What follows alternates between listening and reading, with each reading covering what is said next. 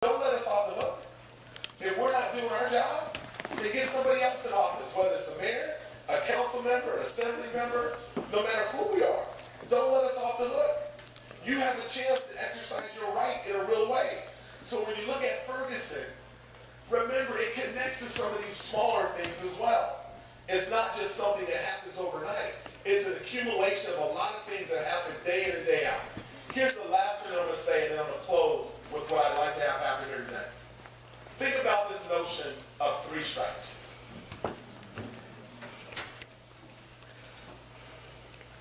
I'm just going to make it simple.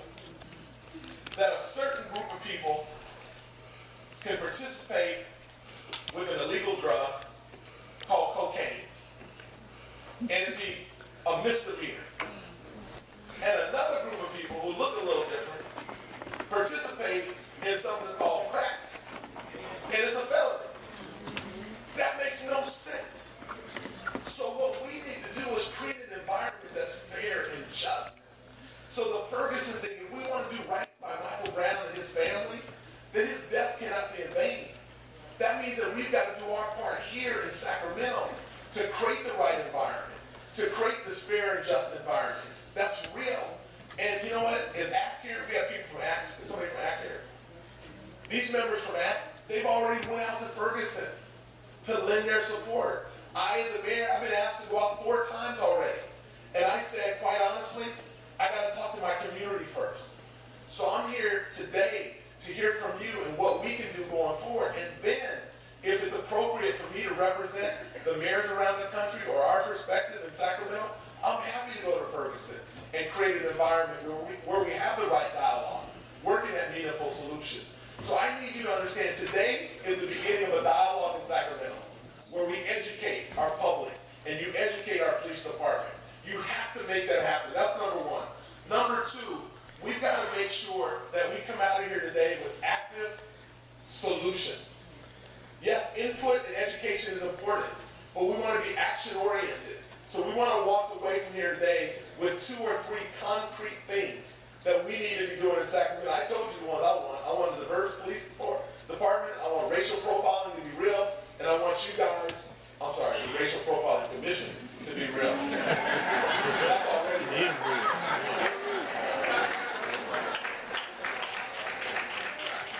And I want us to make sure that you guys register to vote because it connects to what we're doing here today.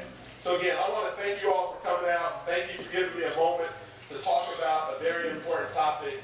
And it's my honor to introduce a council member who grew up in an area very similar to the area I grew up in. I grew up in Oak Park. You guys remember, anybody grew up in Oak Park? Raise your hand. Hands down. Anybody grew up in Meadowview? Raise your hands. Cool, hands down. Anybody grew up in Del Paso Heights area? Raise your hand. So you all know growing up in this community, these 3 areas had a lot in common.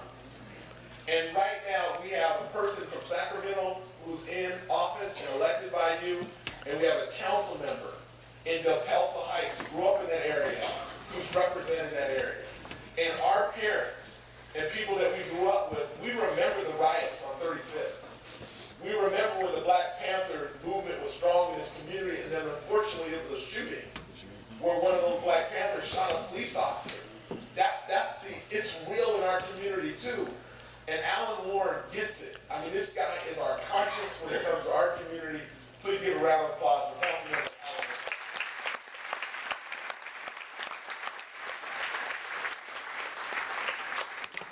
I'm sorry. Hello, everybody. You know, I'm going to be brief because there are a lot of questions that I know you have that you want to ask the panelists, but let me just say that, you know, I've been in Sacramento most of my life, and growing up, I never aspired to be a politician. In fact, even now, I don't aspire to be a politician. But Sacramento has a leader now in its mayor, unlike any mayor we've ever had. You guys, please give our mayor another round of applause.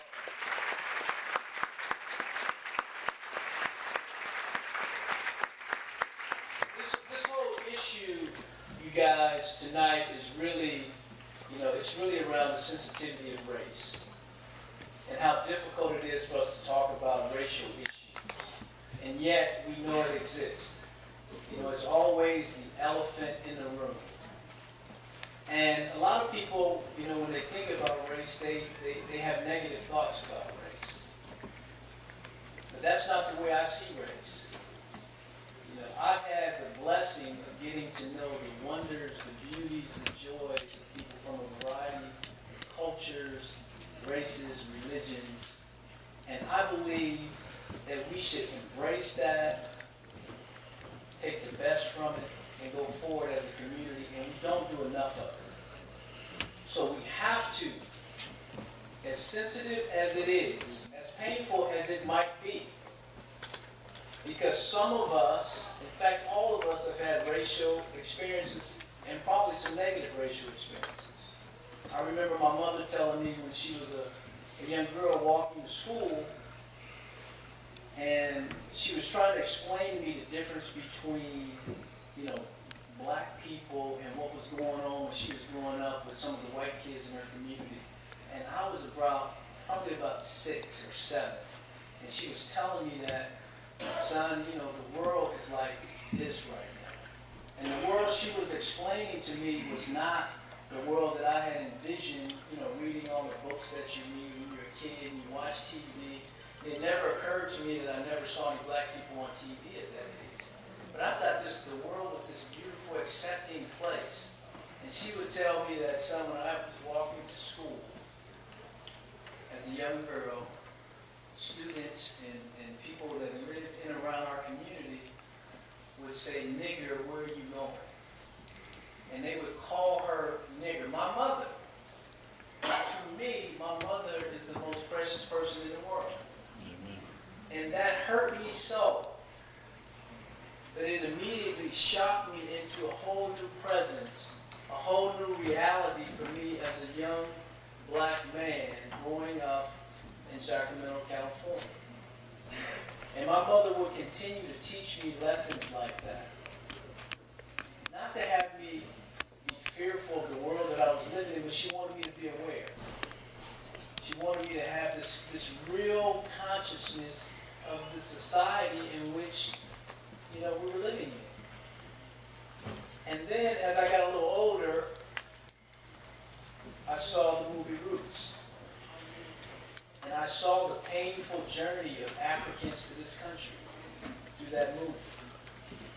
And it taught me a lot of lessons. Furthermore, as I got older, you see my wife is not here. So there was a young lady I started dating in high school.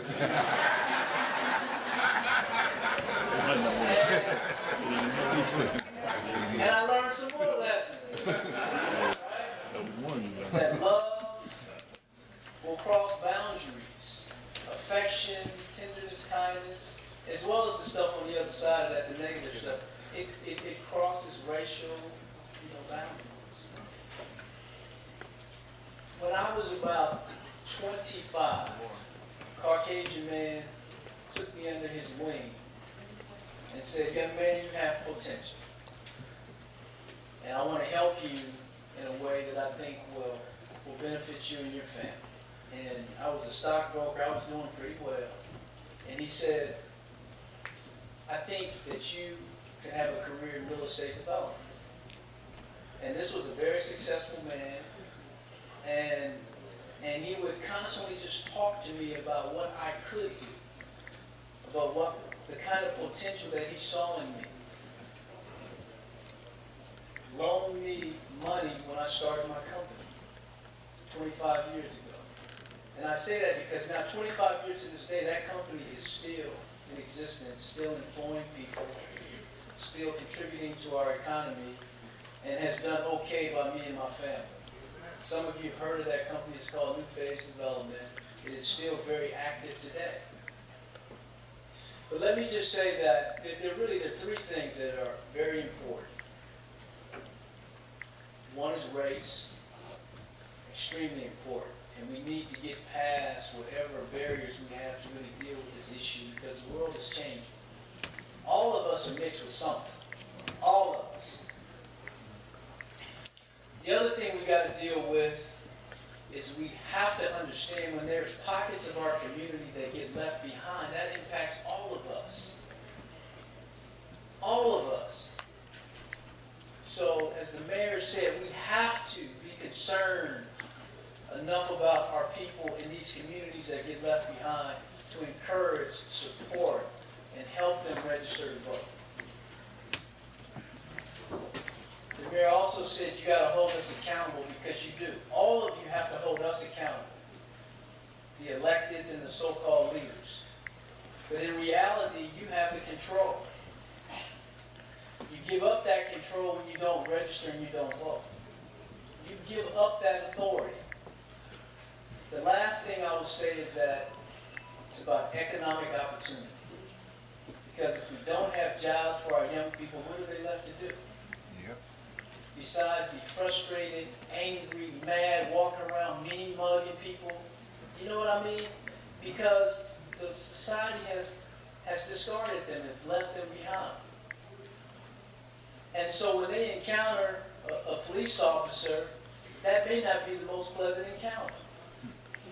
That may lead to altercation. And on occasion, it leads to death. And so we have to come together and recognize that when we help those parts of our communities that have been left behind, we're really helping each other. We're helping all of us. Because undoubtedly, it's going to impact all of you at some point, if it has not already. And so, you guys, I've said essentially what I wanted to say. The mayor did a very elegant job at explaining what this evening is about. At this time, I'd like to introduce the new president. Very distinguished gentleman.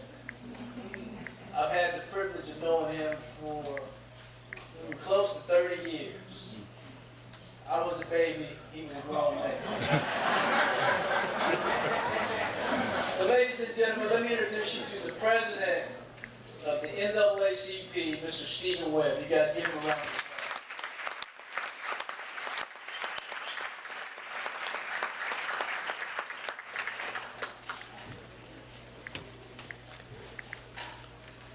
I'd like to thank the mayor and definitely my good friend, Council Member Alan Warren. And I'd like to thank you.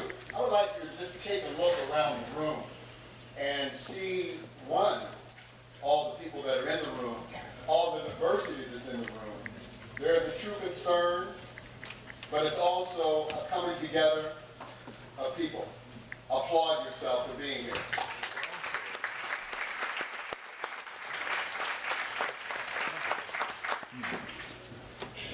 One of the models that we have in Sacramento branch NAACP for the situation that's happened in Ferguson is no violence, just justice. No violence, just justice. That is what we want. We have been able to come together to a city that we can have dialogue, that we can get together with our law enforcement. So we have a particular time right now that we can prevent what has happened in Ferguson. We can be proactive and not reactive. Again, applaud yourself for being here.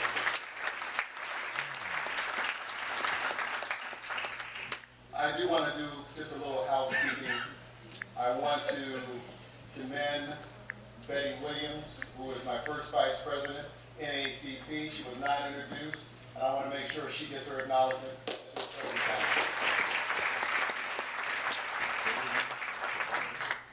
We brought together for you a distinguished panel of law enforcement and community leaders. Our goal here today is to make sure that we get to the root of the situation, but that we're doing everything we can to make sure that Sacramento is not a Ferguson. Do we all agree? Yeah. So with that, share these words with you. After what has transpired in Ferguson, what do we do? What is being done in Sacramento to prevent it? We're coming together now to be ahead of the game. We start here with dialogue. We want to proceed. We want to continue on with concern yourself, and as I said, be proactive, not reactive. That is why we're here today. I'd like to take the time to make sure that before we acknowledge the panel that's about ready to come up, I want to make sure that I acknowledge all the pastors in the room. I'm just going to ask the pastor to stand. I cannot get all your names at this time, but I want you to stand, if you would please.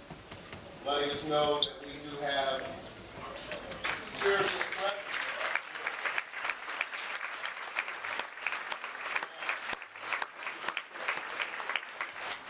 As you know, we had a prayer vigil on Monday. That set the course, and again, that got us started doing what we're doing right now, getting the dialogue started. I would like to acknowledge any of our city leaders that have not been acknowledged at this present time that may have come in later this time. Is there anyone that we may have missed as far as our political leaders? Dr. Mann, I think, had to leave. I'm sorry. Could you state your name? Pro Tem. There we go. Thank you very much. At this time, I want to get started because time is of the essence. You're not here to hear all the other speeches from all the other people. You're here to hear the dialogue that we have with our community, with our various community leaders and our law enforcement. And let me say this. Our law enforcement is here with an open mind to hear how they can help, how they can be also proactive, and to hopefully do the things that are needed to do to make sure that Sacramento is not a Ferguson. Do we agree? Yeah. Yeah. Attack them. We're not here to attack them. We're here to work with them. This is a collaboration with the mayor and all of us and all of our law enforcement. And the NACP wants to make sure that you know that we're together in this. So in doing so, I would like to bring our community and law enforcement panel up. I'd like to first introduce and bring to the stage Chief Sam Summers, Sacramento Police Department.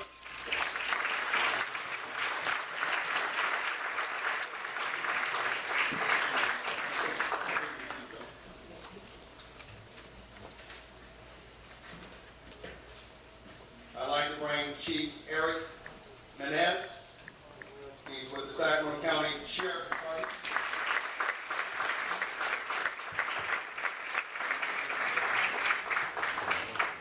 I'd like to bring Chief Willie Godinez with the CHP.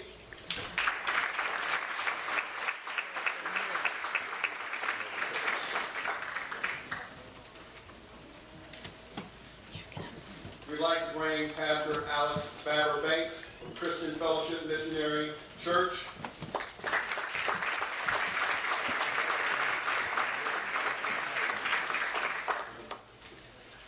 I'd like to bring Greg King.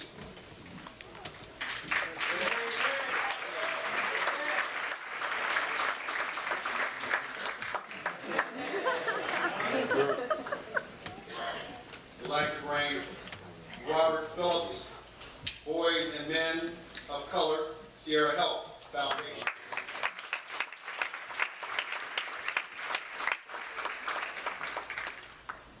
I'd like to bring Pastor Anthony Sadler, Shiloh Baptist Church.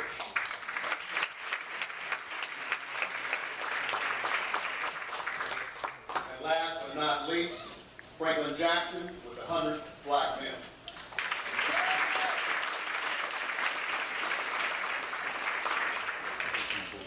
Our goal tonight is to have some designated questions that we have for the panelists, but there will be two questions that will be steered to them.